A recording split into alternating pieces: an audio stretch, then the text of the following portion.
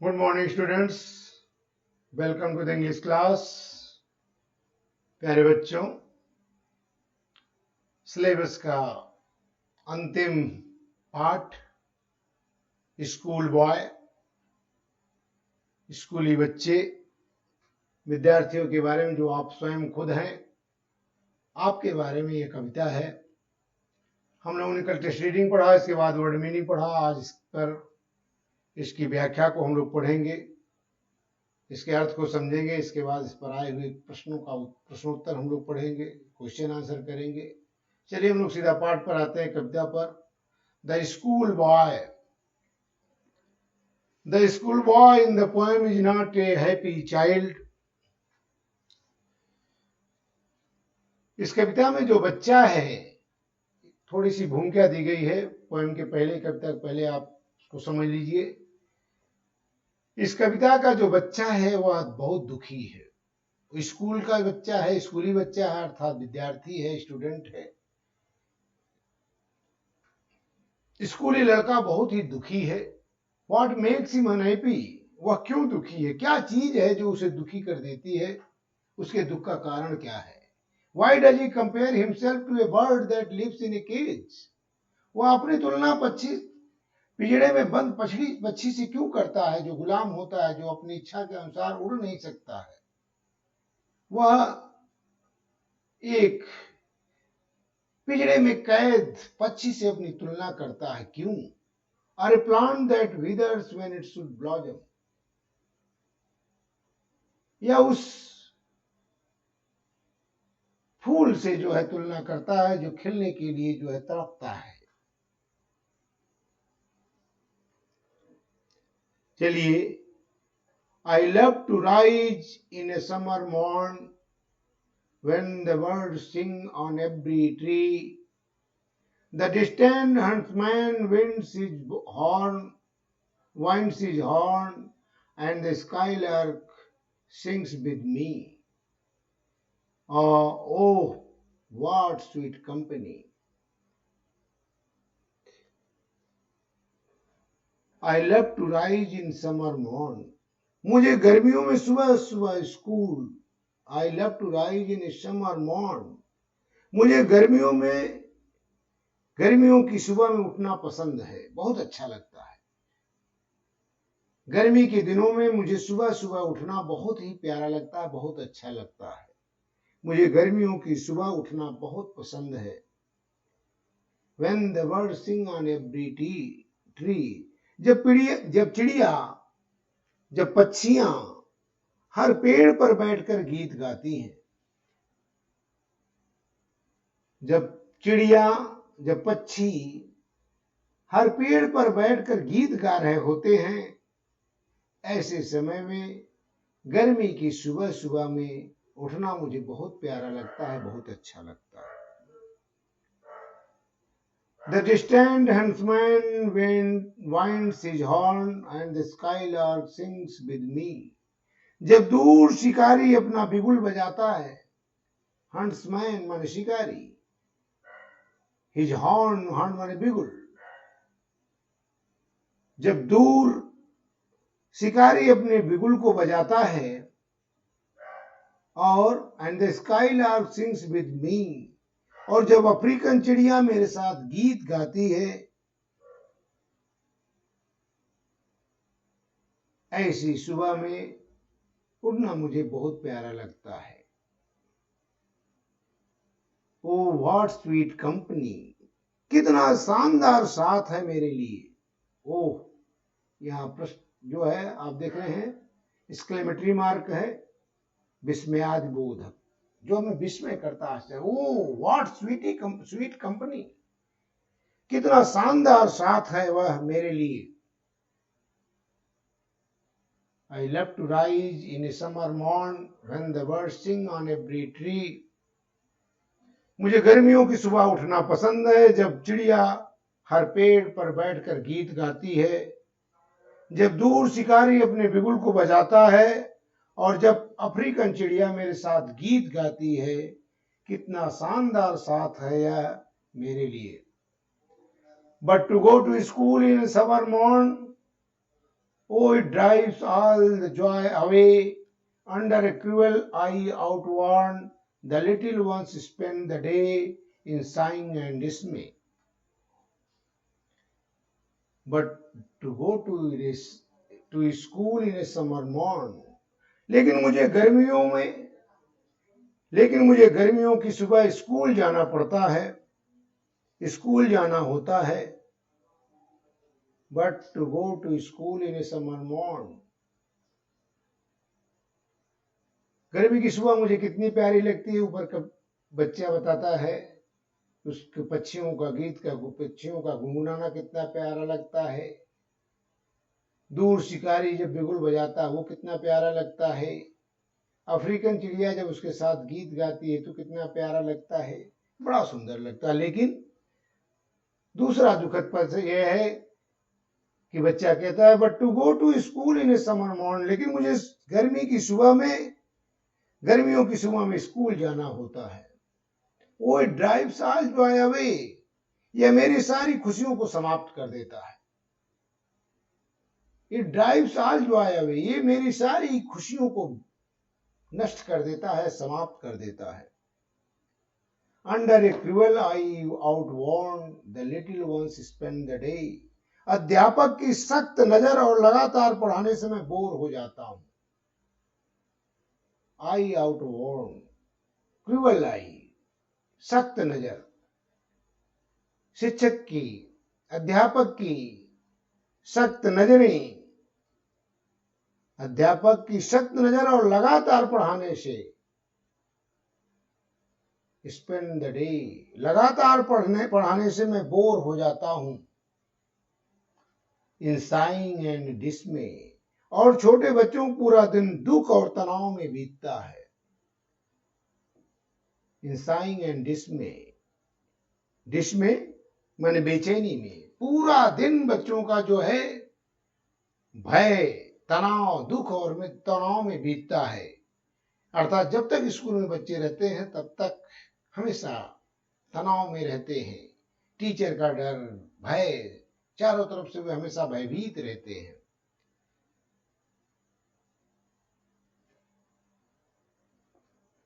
How can the bird that is born for joy sit in a cage and sing? एक पक्षी पिंजरे में रहकर खुश नहीं रह सकता है, कैसे रह सकता है? How can the bird that is born for joy? जो पक्षी आजाद होकर के घूमने के लिए पैदा हुआ है, वह एक पिंजरे में रहकर कैसे खुश रह सकता है? How can the bird that is born for joy, वो पक्षी जो खुशी के लिए जो है आजाद घूमने के लिए प्रसन्न रहता है, खुश रहता है, जिसका जन्म ही जिसे कहते हैं पंछी की तरह आजाद, जिसके लोग तुलना करते हैं कि हम पक्षियों की तरह आजाद होना चाहते हैं, पक्षियों की तरह स्वतंत्र, जहां वो चाहते हैं वहां उड़ के जाते हैं. तो जिसका जन्म आजाद होने के लिए ही जो पैदा हुआ है, वह वाला पिंजरे में, ऐसा पक्षी पिंजरे में कैसे खुश रह सकता है? एंड सिंग, और रह सकता है और गीत गा सकता है.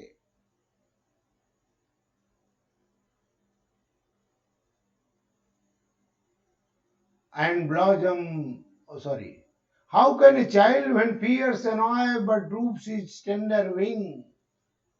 How can a child when fears annoy, और साथ ही साथ वैसे ही एक बच्चा काम के बोझ और दुख और तनाव में रहता है.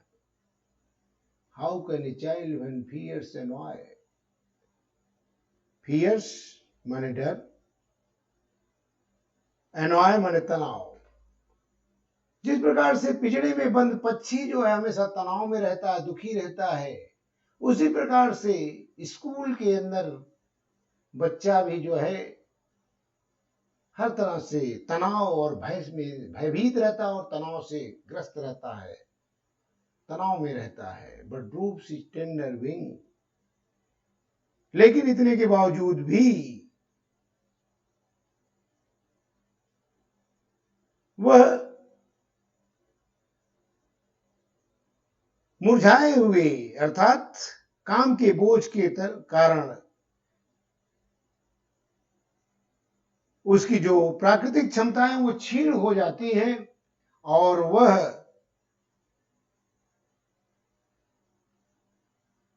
अपना बचपन भूल जाता है। How can a child when fears and why but droops his tender wing.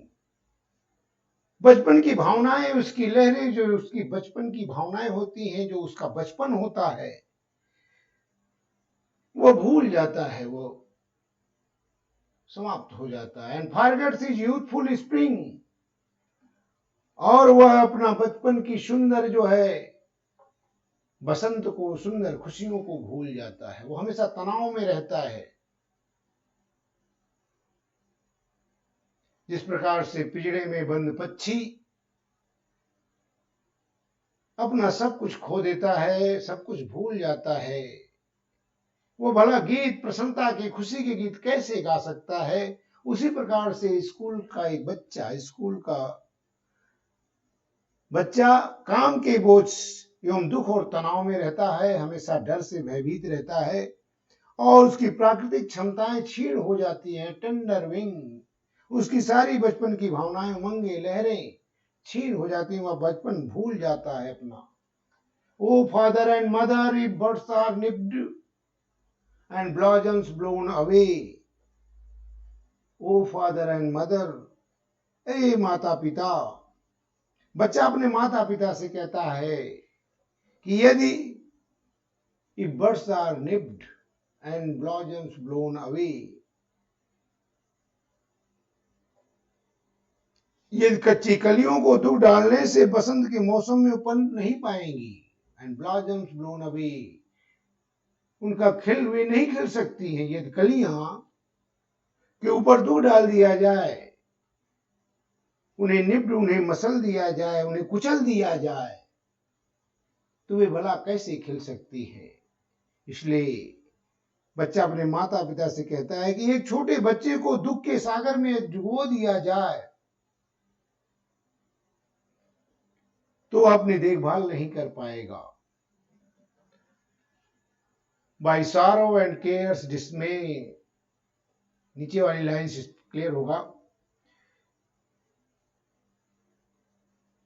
If birds are nipped and blossoms blown away, यदि कलियों को, कच्ची कलियों को रौंद दिया जाए, उन्हें कुचल दिया जाए, तो भला वे कैसे जो है बसंत के मौसम में कैसे खिल सकती हैं। इसलिए हे माता पिता, यदि छोटे बच्चे को दुख के सागर में डुबो दिया जाए तो वह अपनी देखभाल कैसे कर पाएगा।